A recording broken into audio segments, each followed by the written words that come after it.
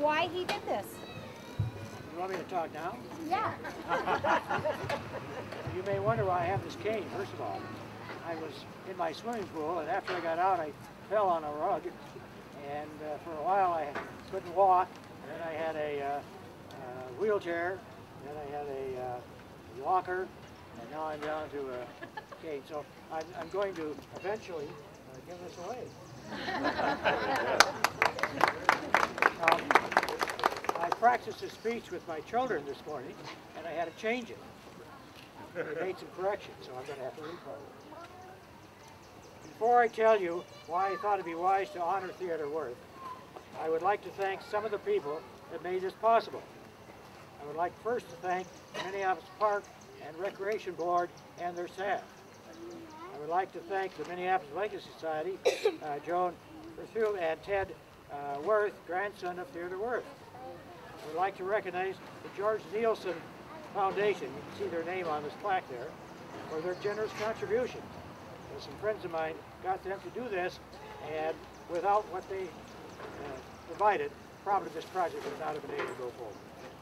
Many other contributors helped make this project a reality. There are Wells Fargo Foundation, William Strang, Lakewood Cemetery Association, Cold Spring Memorial Group, and the grandchildren of Theodore Wirth. These are the people that put up the money to make this possible. I especially want to thank my wife, Martha. Is she here? She's right behind you there. Is she where? Is she? Oh, And, John? Yeah. Actually, the speaker works here. Oh, it works. I especially want to thank my wife, Martha, for her encouragement in making a lasting memorial to this great man. I thought the statue was appropriate because when Martha and I lived in Minneapolis, we realized without the work of Theodore Wirth, and now my children have made me change the wording, so I have to read this, would not have the beautiful parks valuable for everybody.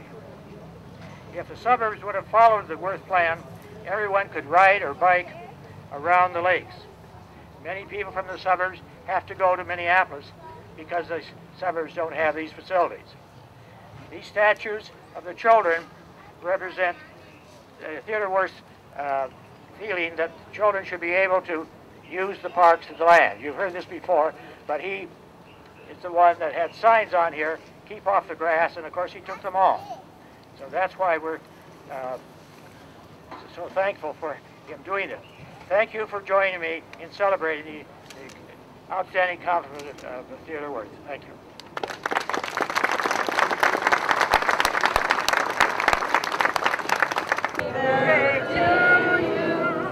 Happy birthday to you. Happy birthday, dear Betty.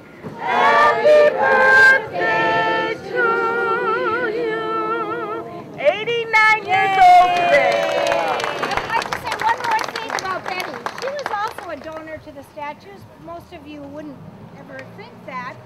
But she was a child who grew up in Minneapolis. She donated her baseball bat. You'll see that uncovered here in a minute and cast in bronze. And she donated her sled. And the sculptor took those and had them cast in bronze. And so you're going to see those in a few minutes too. All the way from Switzerland. Are we ready? No, Betty grew up in Minneapolis. Oh, Betty did. Okay. Yes. South side. Yay for the south side. Okay, so go ahead. All right. And if you will join me.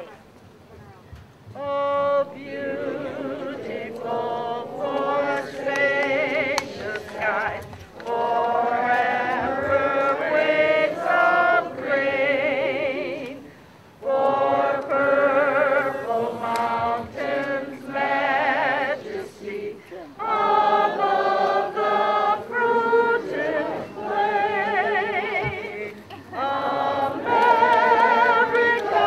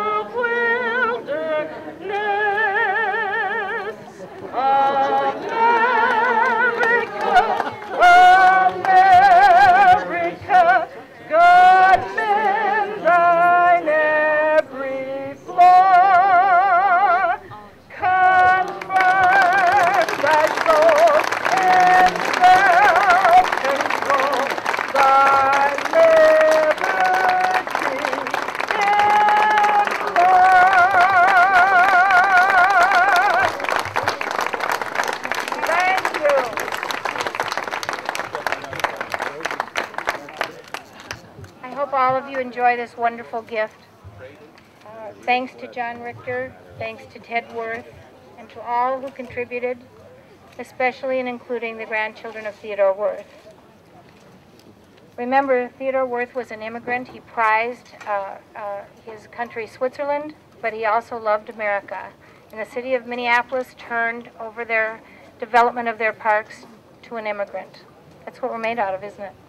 Thank you very much for coming today. We have refreshments. And then I would like the Wirth family, hop to it now at 12:45. You got to take off in those cars and ride down the parkways out to Grandpa's house. Thank you for coming.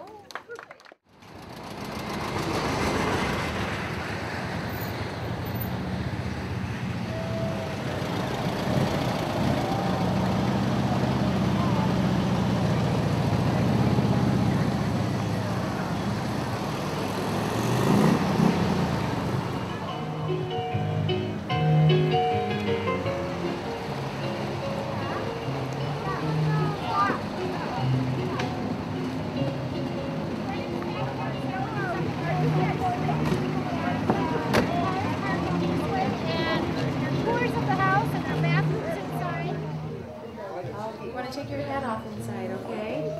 All righty, let's see if we can find it.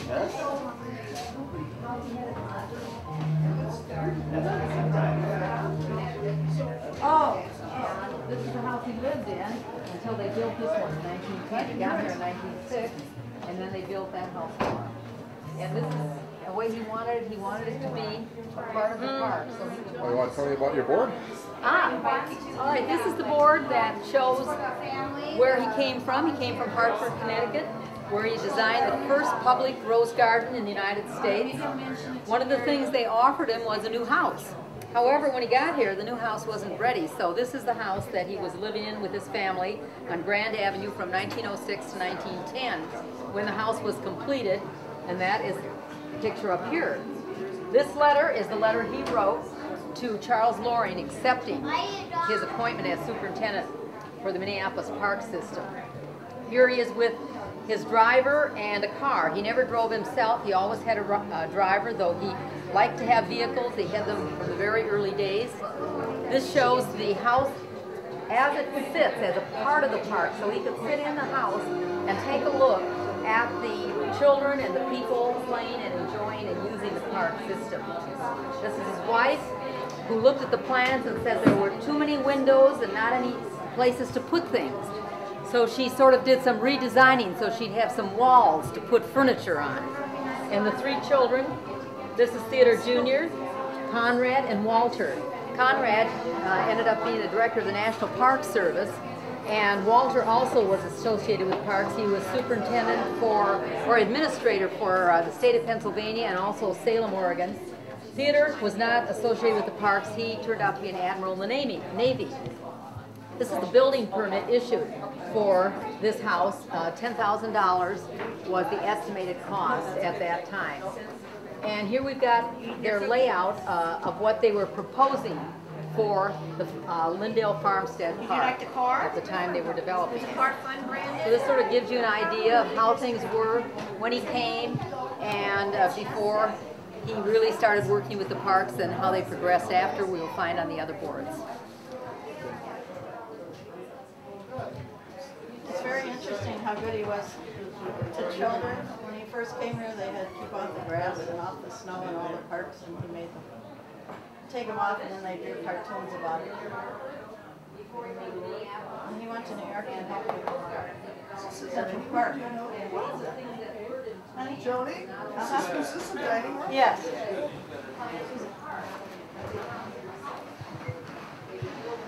Okay, why don't you tell us about your board here? Okay, well, are you good? This is a picture of Theodore Wirth in 1910, and these are some. This is his original concepts for the Minneapolis Park System, and that was done by Cleveland. So these were some of the original drawings of, his idea of how he wanted the park system to go. It's kind of interesting also. This was when they opened the channel. This was the opening day of the Lake of the Isles Park. This is in 1911.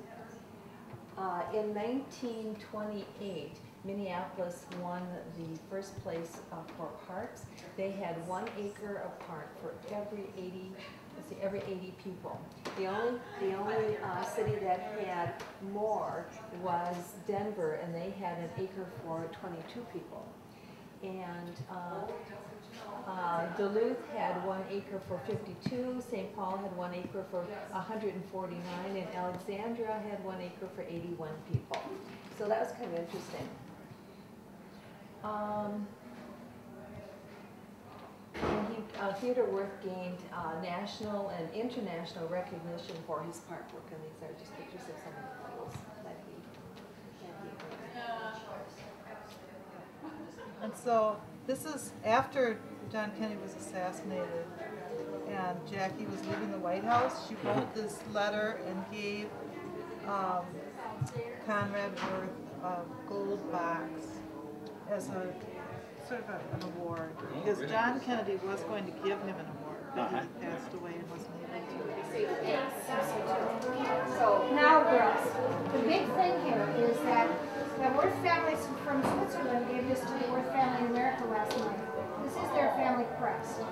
So the big thing is that we will tell them what happened last night, but that has always been their family crest. And maybe we'll just, I want it always to be within your view.